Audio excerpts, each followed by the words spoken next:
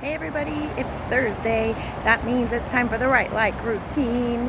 And this week's book is Nick Stone's Clean Getaway. I am coming to you remotely, super remotely, from a road trip that I'm taking that actually was the road trip itself was not inspired, but today's Right Like is inspired by Nick Stone's Clean Getaway. We are about 5 hours from the Pacific coast, and you can see we stopped here last night and we will be making the rest of the journey this morning. Today I want to really use Nick's text to study the craft moves that she uses to capture conversation. Over the last several weeks I've had lots of multi-generational conversations between my mother-in-law, my mother, myself, my daughter, and even my niece and nephew. And I thought this scene that I had chosen for the write about on Tuesday was perfect for using for those craft moves. So today's target is I can write like an author by studying the techniques and craft moves they make, so that I can discover ways of telling my own story. So our topic today is going to be any sort of conversation that you might have engaged in. It could be multi-generational, like mine might be. Mine actually is going to be between my mother and I believe. So topic today would be any sort of dialogue that you want to capture. The work would be to listen carefully, and then we're going to really focus on step 3. So topic is 1, work is 2, craft moves is step 3. So we're going to really zero in on that and study really how she puts this scene together through dialogue. So join me, and I hope to see your own snippets of dialogue in the conversation here in the comments. So here we go. Let me show you what I mean. The Green Book is from 1963, as in not even this century. So one of the first things I notice is that we start out with an artifact. There's a tangible something between the two characters, something that they can look at, a third thing in the room, if you will. Wow, this thing sure stirs up some memories, Gma says, grunting as she bends at the waist to remove the Green Book. It's about the same size as the postcards. Scoob watches her flip through it like she does a deck of cards before dealing Texas Hold'em. What is it? He asks. So in this one, I noticed that we've got, I'm going to say Gma's reaction. If you were capturing dialogue and you didn't have a grandmother to capture that craft move, it could be just the first character's reaction. Whoever owns the object is going to get a chance to react. And then, let's see, Scoob watches her flip through it. So the other character, in this case it's Scoob, the other character's not really reaction. He's not reacting yet. He asks, what is it? But it's his perspective. He's watching her. Something that helped keep a lot of folks like your G-Pop and me, for that matter, alive back in the day. Scoob zeroes in on the cover. It features an image of 2 women. He can't tell what race they are. Everything is tinted green, surprise, surprise, leaning over a small boat beneath a sky full of fluffy clouds. Really? These 2 paragraphs here. She gives him kind of the gist of what it is. Then Scoob, again, it's his perspective. So I'm going to say character 2's description. It's what he sees. If Grandma were describing it, it might be something completely different, right? Let's move up to this top corner. She sighs and taps the book against her palm. Hate to tell you this, Scooby-Doo, but travel around this grand old USA wasn't always a safe thing for people who look like you. This was a mean place back when your G-Pop and I were young, and that book existed to let Negro travelers know which hotels and such would accept them as customers. There are even some other countries in there. Here, she hands Scoob the book. You hold on to it. Might learn you something. So this one is character 1, or Gma in this case. Description. One thing I notice here is that Scoob's description is physical, right? What it looks like. Grandma's description is a description of its contents, what's inside. All right.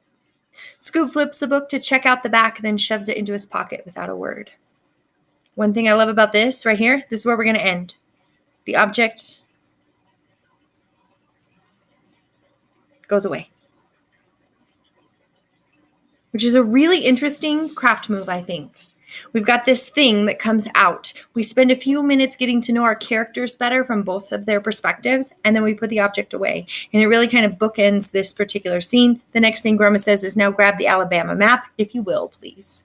So we're going to use this and move into step 4. So right like, we've kind of focused on topic is conversation this time. The work is to listen or to capture some sort of conversation. Ideally, to kind of capture the essence, it might be between multiple generations or people with different perspectives.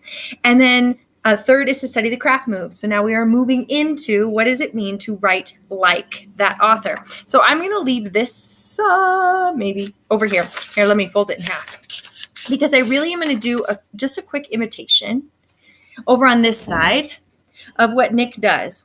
So in this case, the Green Book is from 1963.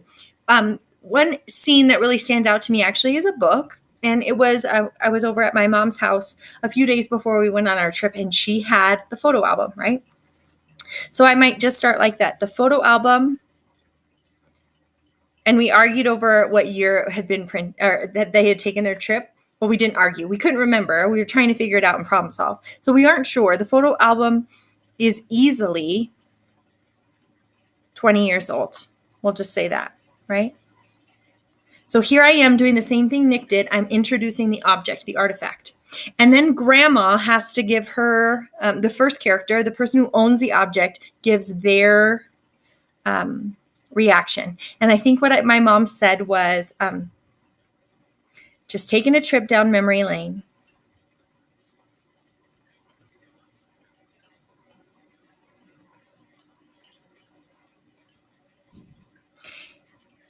And I have to decide, am I going to say this? I think I am. Mom says. I noticed it's also, when I wrote that, I noticed it's in first person. I had to check. Not first person, sorry. Present tense. It's not past. It's not mom said. She's saying it right now. Mom says. Flipping. And actually, she's pulling the plastic pages apart. Those of you who have ever had a photo album know that sound. When the plastic is stuck together and it has to like peel apart. Ooh, maybe that's the right word. Peeling the plastic pages apart. And then it says, she bends at the waist to remove the Green Book. It's about the same size as the postcards. So let me do a quick description of the size of this book. Mom says, peeling the plastic pages apart. Each one is 3 pictures tall. Each page is 3 pictures tall. Scoop watches her flip through it like she does a deck of cards. Now, in this instance, I have actually a third person in the room, which is kind of interesting. So we've got me, my mom, the book, and then my daughter is in the room. So I'm going to switch to her perspective for this because I feel like it's a really interesting piece to this puzzle. So I'm going to use my daughter's name, Cam, watches her flip through the pictures. And something that's interesting about the scene that's in my head is that Cameron wasn't really focused on the reaction that it gave to my mom. She was busy doing her own thing, right? She's 14. My mom has a stationary bike in her living room. And so Cameron's like pedaling still, kind of watching my mom, kind of watching TV. So I want to capture that. Watches her flip through the pictures, perched on the stationary bike.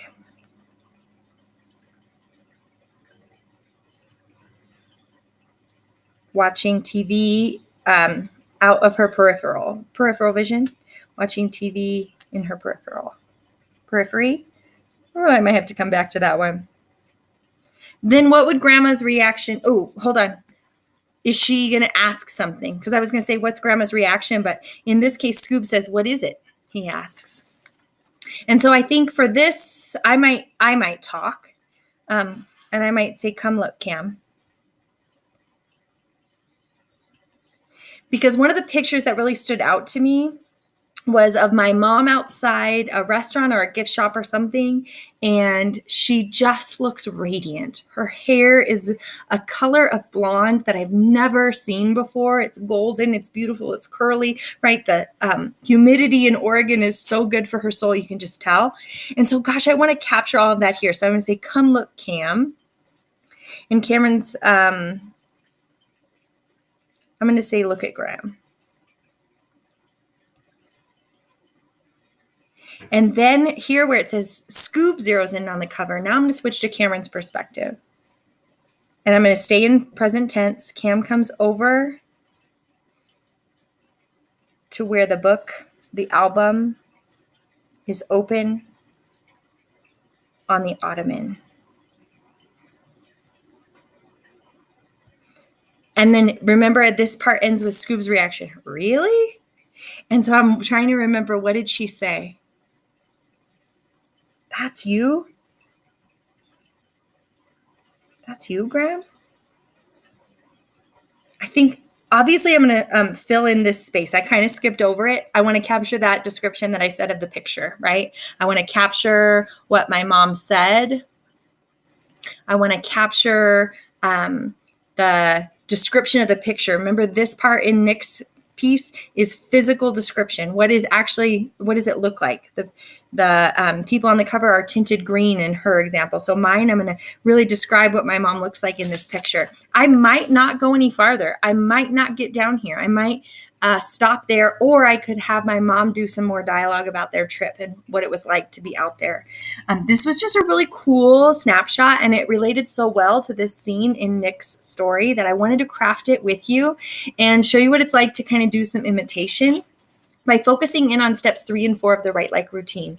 So hopefully you'll join in with me. I apologize for the unexpected lapse in the week and a half that I've been gone, but I'm glad to have you back today and hope that you'll join me again next week when you get a chance, not only just like this week, you'll get a chance to win a copy of the book. So stay tuned. I'll see you later. I'll see you soon.